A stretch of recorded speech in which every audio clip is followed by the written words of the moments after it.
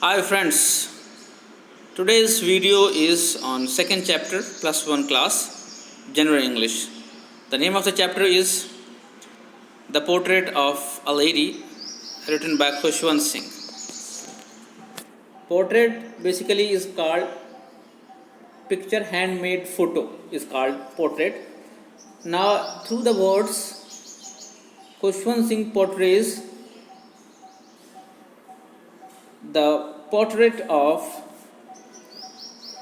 his grandmother. So it is very interesting story. He has taken it from his childhood, from his own life. Let us do it in detail. The story, The Portrait of Lady, has been written by Khushwant Singh. कहानी portrait of lady Khushwant Singh के द्वारा लिखा गया है.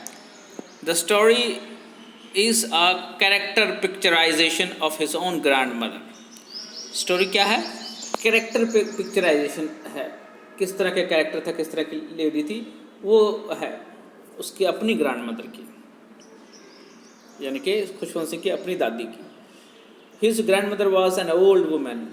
उनकी grandmother जो थी एक बूढ़ी औरत थी. It was hard for the writers to believe that she was young once. ये बड़ा मुश्किल था उनके लिए विश्वास करना कि कभी वो जवान भी थी, यंग भी थी. The writer was a child at that time. ये उस वक्त की बात है जब राइटर जो है एक यंग बच्चा था, छोटा बच्चा था. His grandmother was short and fat and slightly bent. उनकी ग्रैंड मदर जी थी वो छोटी थी, हाइट में झुकी हुई थी, स्लाइटली बेंट थी और फैट मोटी थी. Her face was full of wrinkles. उनके चेहरे रिंकल से भरे हुए थे. रिंकल मतलब झुर्रियाँ उनके चेहरे. But she was beautiful for the writer. लेकिन वो सुंदर थी, राइटर के लिए बहुत सुंदर थी वो. She was always telling the beads of her rosary. वो हमेशा अपने हाथ में जो माला रखते हैं, तस्बीह कहते हैं उसको उर्दू में, और माला कह सकते हैं हम हिंदी में, उसके ऊपर वो हमेशा शी वॉज टेलिंग बीड्स, वो सिमरन करती रहती थी. टेलिंग बीड्स मतलब उस को घुमाते हुए उसको, उसमें जो बीड्स होते हैं, जो दाने मोती से होते हैं, उसको ऊपर परमात्मा का नाम बोलते रहना. And her lips constantly moving in Audible prayer. और उनका जो लिप्स था हमेशा हिलता रहता था इनऑडिबल प्रेयर में. इनऑडिबल, ऑडिबल होता है सुनने योग्य, जो दूसरा सुन सकता हो जब आप बोल रहे हो. इनऑडिबल होता है वो जो सुन ना सकते हो, लेकिन होंठ से पता लग रहा हो कि कुछ कह रहा है. तो इनऑडिबल प्रेयर, जो दूसरे ना सुन सकते हो, इस प्रेयर में उनका होंठ चलता रहता था. The writer and the grand mother were very good friends. Writer और उनकी ग्रैंड मदर जो थी वो बहुत अच्छे मित्र थे, दोस्त थे आपस में. दे वर कॉन्स्टेंटली टुगेदर बिकॉज, वो लगातार एक दूसरे के साथ थे, क्योंकि because his parents has left him with her, क्योंकि उनके पेरेंट्स ने उन्हें उनके साथ छोड़ दिया था. When they went to live in the city, जब वो शहर में रहने गए तब. She used to wake up him and dress him for the school. वो उनको सुबह उठाती थी, फिर उनको तैयार करती थी स्कूल के लिए. Then she would take him to the school. फिर वो उसको स्कूल ले जाती थी. She would also carry several stale chapatis with her. वो काफ़ी स्टेल चपातीज लेके जाती थी अपने साथ. स्टेल मतलब बासी chapati. With her to feed the village dogs. गांव के कुत्तों को खिलाने के लिए. She always went to school with him. वो हमेशा स्कूल जाती थी उनके साथ. Because the school was attach to a temple. जो स्कूल था टेम्पल के साथ ही था, इसीलिए. While the writer was studying in the school. जबकि राइटर स्कूल में पढ़ रहे होते थे. The grandmother would sit in the temple reading the scriptures. Grand mother temple में बैठती थी और स्क्रिप्चर्स यानी कि धार्मिक किताबें पढ़ती थी. On the way back home, वापस आते वक्त, she would throw chapatis to dogs. और वापस आते वक्त वो चपाती दे देती थी कुत्तों को. When the parents were settled in the city, जब पेरेंट्स उसके सेटल हो गए सिटी में, they could change a bit, वो कुछ बदल गए. They shared the same room, but now she did not go to his school with him.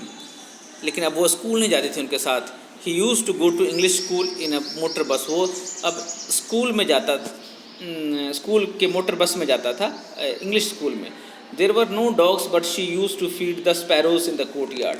अब वहाँ पे कुत्ते नहीं थे, अब वो अपने कोर्ट यार्ड यानी कि वेड़े में, कोर्ट यार्ड मतलब वेड़ा, आंगन, इसमें ही अपने स्पैरोज़ को, यानी कि जो छोटी छोटी चिड़ियाँ होती हैं हमारे घरों में आजकल, पीछे काफ़ी चिड़ियाँ लुप्त हो गई थी, कह रहा ये लग रहा था कि जैसे जो रेज़ हैं एंटीना वगैरह से जो निकलता है टेलीफोन का, जो टावर वगैरह से, उससे ख़त्म हो रहे थे, तो अब थोड़े दिखने लगे हैं फिर से। वो स्पैरोज़ होते हैं, वो स्पैरोज़ को कोर्ट यार्ड में खिलाती थी। With the passage of time the communication between the writer and the grand mother became more and more less.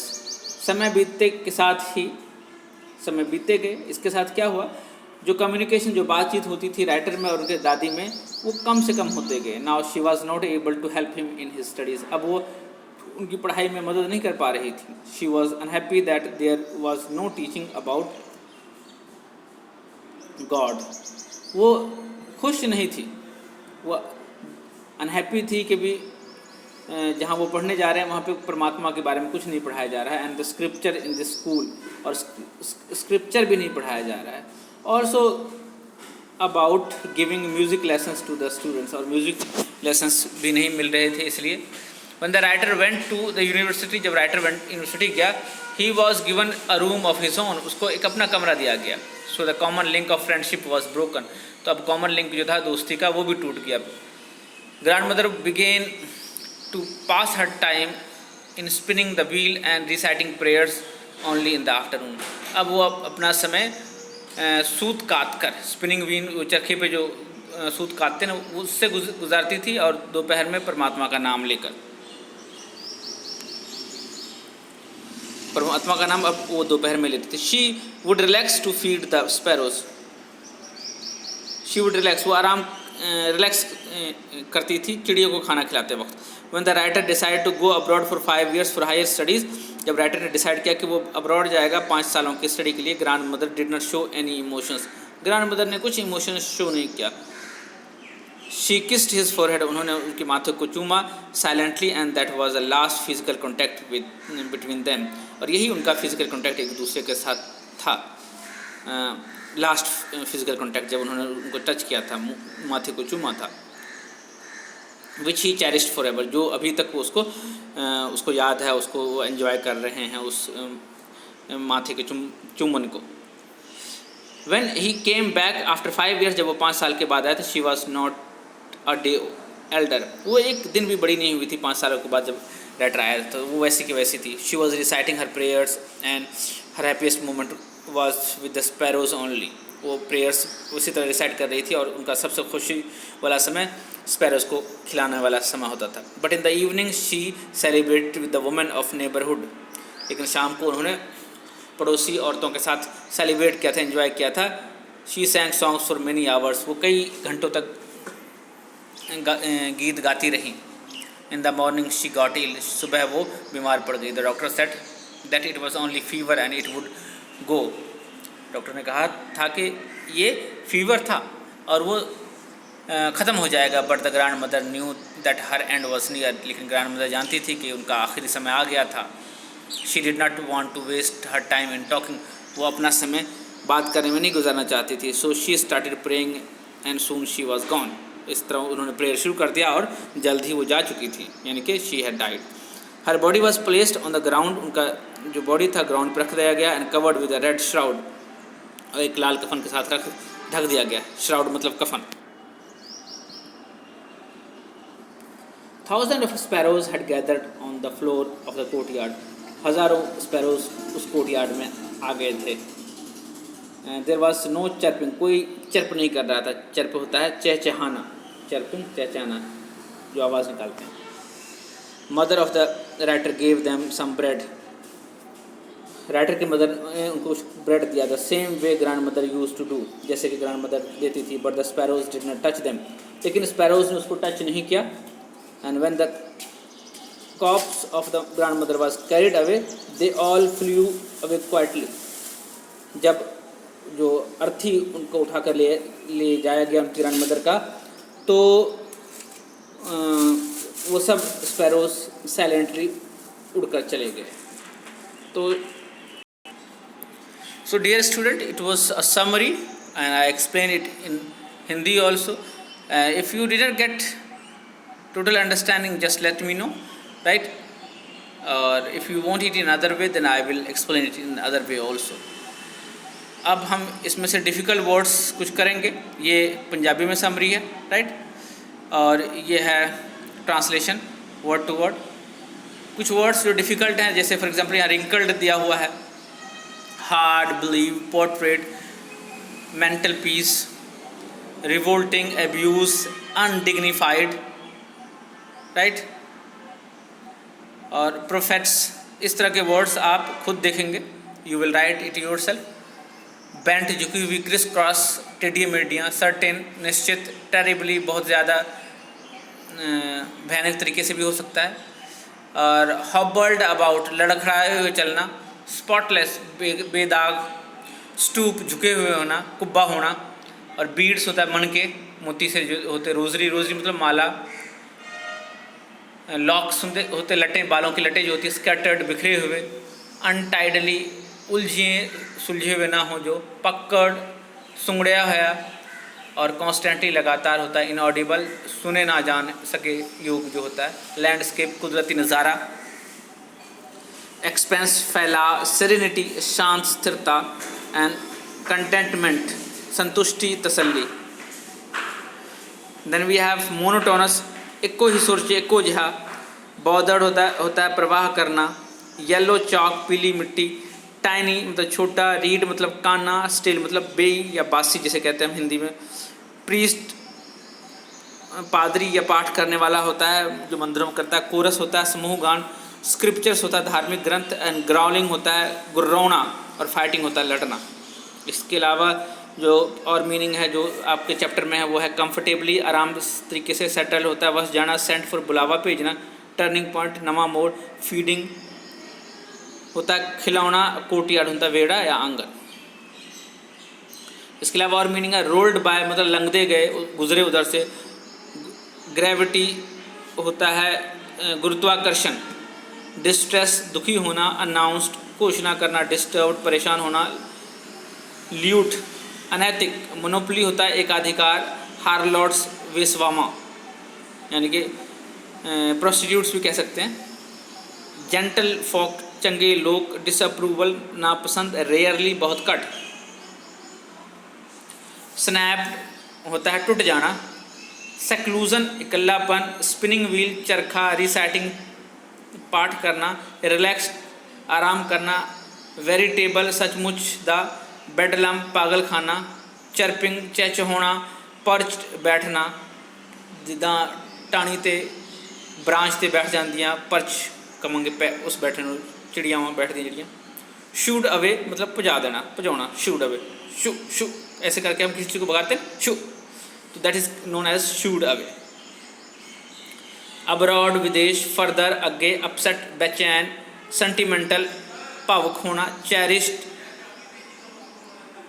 ठीक है, चेरिश करना, प्यारी लगती रही या फिर एंजॉय करना, मॉइस्ट सिला होना, इम्प्रिंट निशान होंदा है, अगे क्लैस्प्ड कस के फड़ना, एंड फ्रीवलस होंदा बेअर्थ, रिब्यूक गाला कटनी, गाला।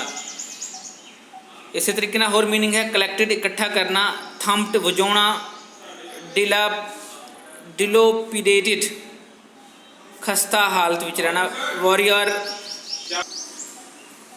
ओके, दैन परसुएड मनाना, अवॉइड बचना, ओवर स्ट्रेनिंग ज़्यादा थकावट, ज़्यादा दुखी होना, ज़्यादा थक जाना। उस तो बाद माइल होंदा हल्का, डिफरेंटली होंदा अलग, ओमिटेड होंदा छड्डना या मिटाउना भी होंदा ओमिट करना, प्रोटेस्टेड विरोध करना, इग्नोर ध्यान ना देना, पीसफुली शांति ढंग नाल, सस्पेक्ट शुबा करना, लाइफलैस बेजान, पैलर पीलापन, स्प्रेड फैलना, लिफ्टेड चुकना, कस्टमरी रवायती, श्राउड कफन, मॉर्निंग शोक, फ्यूनरल अंतिम संस्कार। उस तो बाद क्रूड मतलब देसी, स्ट्रैचर होंदा अर्थी दा जिहड़ा फट्टा होंदा है वो, क्रीमेटेड संस्कार करना, दाह संस्कार जो कहते that is known as cremated. Lit करना, जागर करना, रोशनी करना. ब्लेज, चमकना. स्टिफ, अकड़ना, सख्त होना. रैप्ड, लपेटिया होना. क्रम्स, टुकड़े, ब्रेड के टुकड़े, क्रम्स. एंड कॉप्स, लाश. So difficult meanings I have also explained here, told you the meanings, and if you do not understand anything out of these, just you can discuss with me. Now let's go to do some questions. Answer the following questions in 10 to 15 words. Whose portrait hung above the mantelpiece in the drawing room?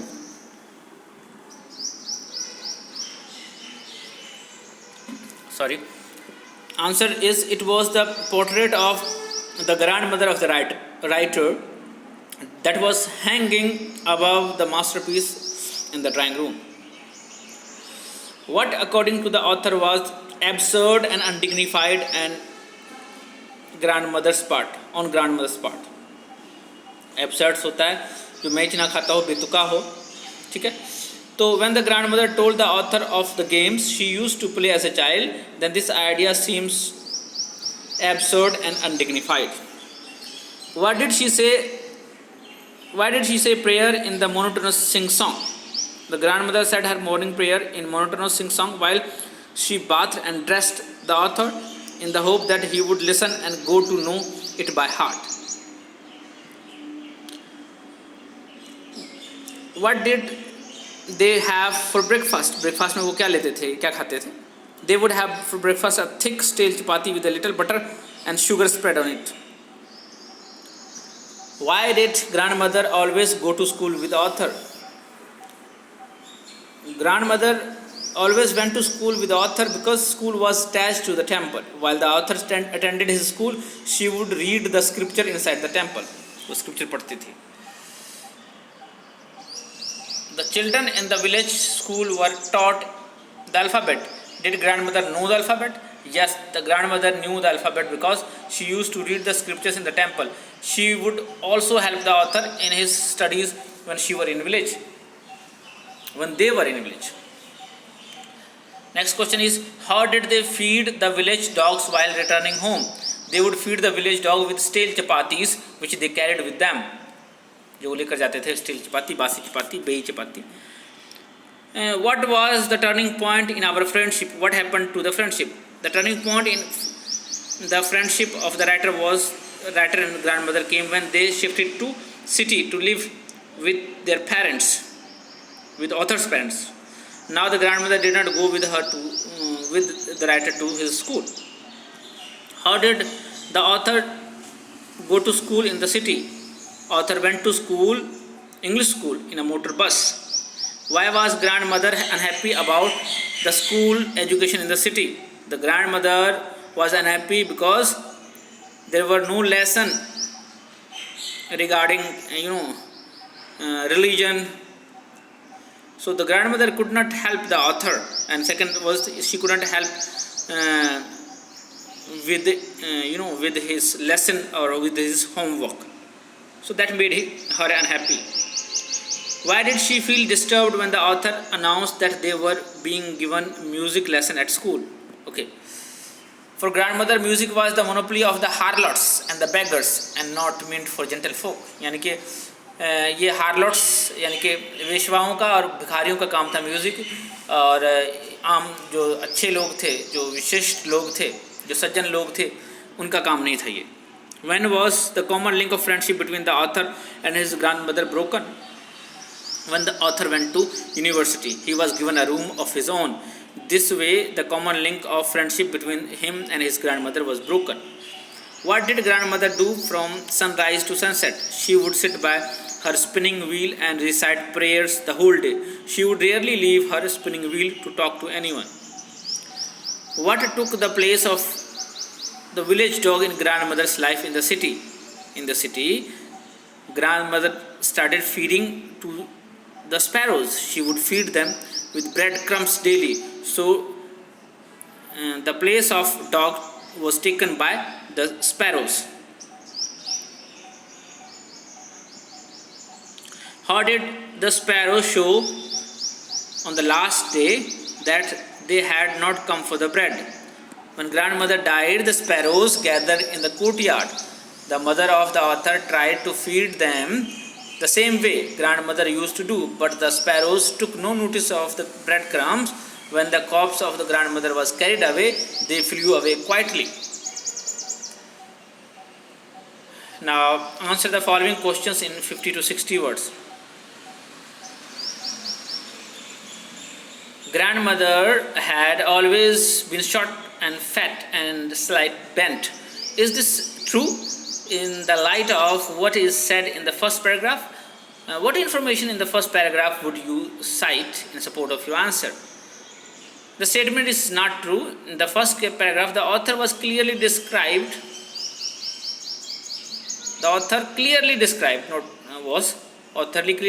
the physical appearance of the grandmother. She was old and wrinkled woman. She was once young and pretty also.